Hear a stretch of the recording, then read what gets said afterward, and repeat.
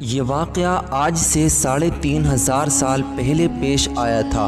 فرعون کے ڈوب کر مرنے کے بعد سمندر نے اس کی لاش کو اللہ کے حکم سے باہر پھینک دیا، جبکہ باقی لشکر کا کوئی نام و نشان نہ ملا۔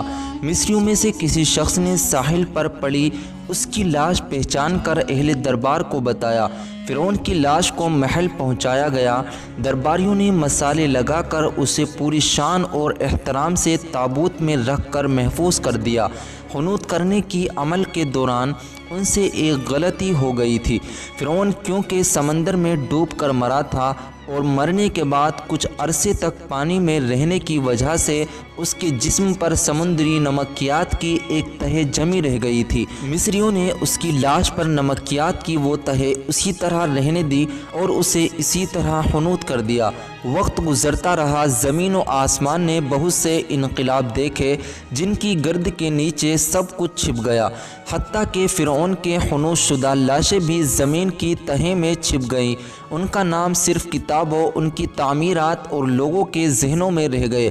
اس واقعے کے 2000 سال بعد اس دنیا میں اللہ کے آخری نبی حضرت محمد صلی اللہ علیہ وسلم تشریف لائے۔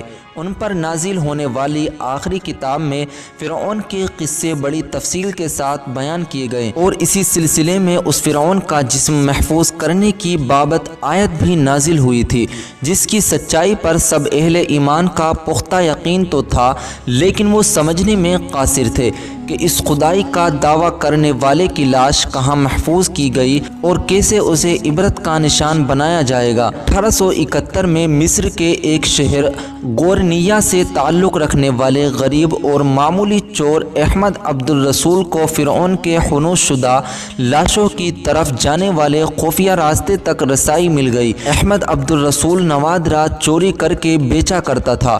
ایک دن وہ دریائے نیل کے کنارے کے قریب تبیسا کے مقام پر اسی سلسلے میں پھر رہا تھا جب اسے ایک خفیہ راستہ کا پتہ چلا۔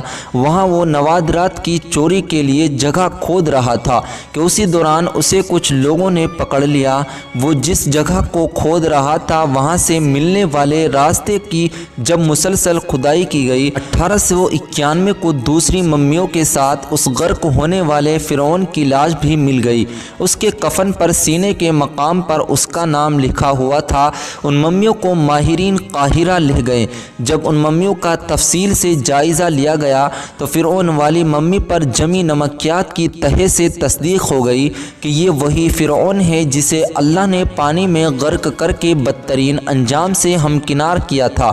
یہ بہت بڑا واقعہ تھا۔ اس تصدیق کے لیے دنیا بھر کے ماہرین، آثار قدیمہ اور سائنسدان مصر کی طرف آمد پڑے۔ مختلف سائنسی ٹیسٹ کرنے کے بعد دنیا بھر کے سائنسدانوں نے تصدیق کر دی کہ دوسری سب لاشوں کی نسبت صرف فرعون کی لاش پر ہی ہے۔ سمندری نمکیات کی تہہ جمی ہوئی تھی۔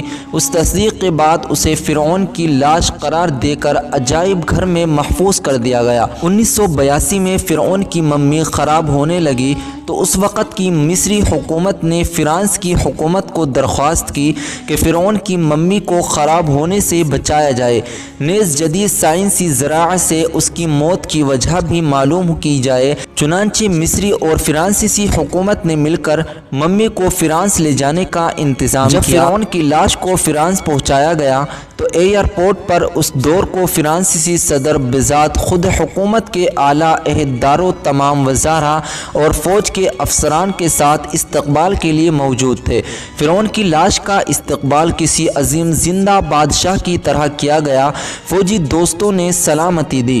فرعون کی ممی کو ماہر ڈاکٹر کی ٹیم کے حوالے کیا گیا۔ اس ٹیم کے سربراہی ڈاکٹر مورس بوکاہی نے کی تھی۔ مائکروسکوپک ٹیسٹوں کے ذریعے ممی کے تمام اعضاء کے بارے بینائی سے جائزہ لیا گیا تو معلوم ہوا کہ اس کی لاش اور جسم میں سمندری ذرات ابھی تک موجود ہیں اور موت کی وجہ بھی پانی میں ڈوبنے کی وجہ سے ہوئی تھی۔ ایک بادشاہ کی موت پانی میں ڈوبنے کی وجہ سے ہو، یہ ڈاکٹر مورس کے لیے حیرت کی بات تھی۔ اس نے اس ممی کے بارے میں مزید جاننے کی کوشش کی تو اسے معلوم ہوا کہ اس بادشاہ کی موت کے حالات مسلمانوں کے نبی حضرت محمد مصطفیٰ صلی اللہ علیہ وسلم वसल्लम पर उतरी किताब कुरान पाक में तफसील से दर्ज है। उसे इल्म था कि जहाँ से ये लाश मिली है वो एक इस्लामी मुल्क है। चुनांचे तजस्सुस के हाथों मजबूर होकर वो मस्र पहुँचा। वो एक साइंसदान था। उसने उसे मामले में मस्र की ही एक साइंसदान से मुलाकात की। उस साइंसदान ने कुरान पाक खोलकर इस सूरत यूनुस की आयत 90 ता 92 का तर्जुमा लफ्ज़ बलफ्ज़ सुनाया।